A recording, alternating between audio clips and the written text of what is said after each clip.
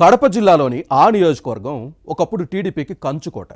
కానీ 2 దశాబ్దాలుగా అక్కడ పార్టీ జెండా ఎగరలేదు. తెలుగుదేశంలోని కుమ్ములాటలే దీనికి కారణమని పార్టీ అధినాయకత్వం తేల్చింది.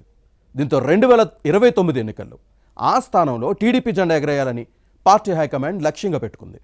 ఇంతకీ ఏదో స్థానం? వర్గపోరుకు నేతృత్వం వహిస్తున్న నేతలెవరు? అక్కడ జరుగుతున్న పరిణామాలపై పార్టీ అధిష్టానం ఆలోచనలేంటి? పార్టీ పటిష్టతకు తీసుకుంటున్న చర్యలేంటి? పూర్తి వివరాలు ఇన్సైడ్ స్టోరీలో చూద్దాం.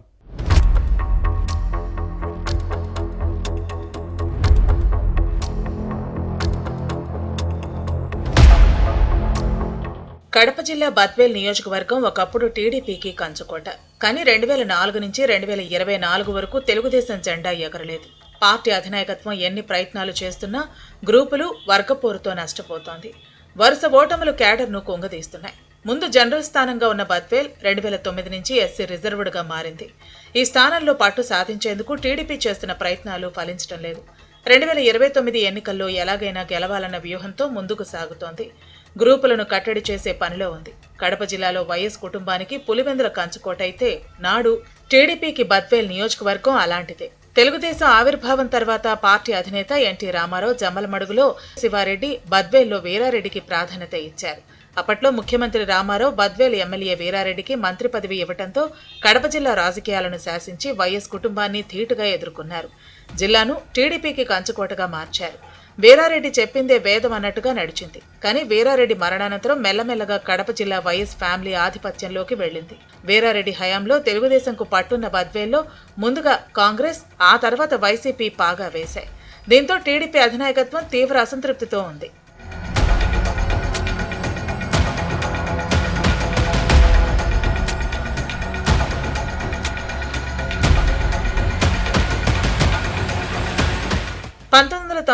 లో బద్వేల్ నుంచి గెలిచిన వీరారెడ్డి ఆ తర్వాత మరణించారు. దీంతో బద్వేల్ స్థానానికి 2001లో జరిగిన ఉప ఎన్నికల్లో కుమార్తె విజయమ్మ ఎమ్మెల్యేగా గెలిచారు. కానీ 2004లో ఓటమి తప్పలేదు. ఆ తర్వాత 2009లో బద్వేల్ నియోజకవర్గం ఎస్సీ రిజర్వ్డ్గా మారింది. 2 దశాబ్దాలుగా బద్వేల్లో టీడీపీ గెలిచిందే లేదు. దీంతో నియోజకవర్గం వైఎస్ కుటుంబానికే పరిమితమైంది.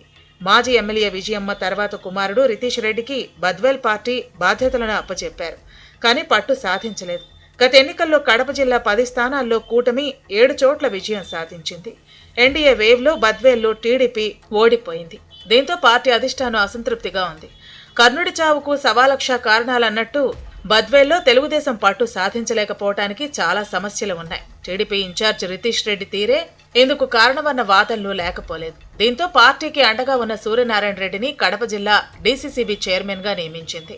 ఈ విషయంలో బద్వేల్ తెలుగుదేశం ఇన్ఛార్జ్ రితీష్ రెడ్డి కీలక పాత్ర పోషించారు. ఇక ముందుగా ఈ ఇద్దరు నేతలు కలిసి ఉన్నప్పటికీ ఆ తర్వాత చిన్న చిన్న మనస్పర్ధలు ప్రారంభమై ఆధిపత్య పోరుకు దారితీస్తోంది. ఇటీవల టీడీపీ వ్యవస్థాపక అధ్యక్షుడు ఎన్టీఆర్ వర్ధంతితో పాటు మంత్రి లోకేష్ జన్మదిన వేడుకలను సూర్యనారాయణ రెడ్డి, రితీష్ రెడ్డి వేర్వేరుగా నిర్వహించడం వివాదాస్పదమైంది.